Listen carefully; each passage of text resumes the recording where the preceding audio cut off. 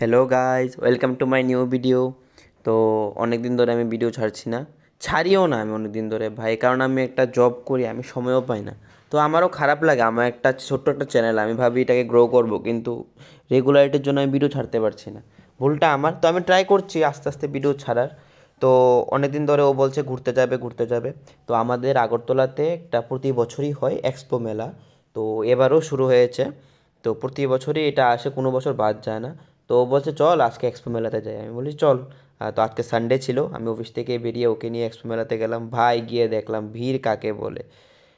আর ওই এক্সপো মেলাতে যা ওঠে আর কি, খাবার জিনিস, জামা কাপড়, মানে সব জিনিস ভাই, শুধু ছেলেদের জিনিস কম, ছেলেদের আছেই কি ভাই।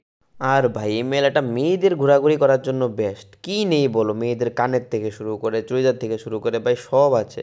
আর তো মেয়েদের একটা প্রিয় জিনিস কানের চুলের ক্লিপ, ওইগুলো দেখলে তো মেয়েদের আর সহ্য হয় না।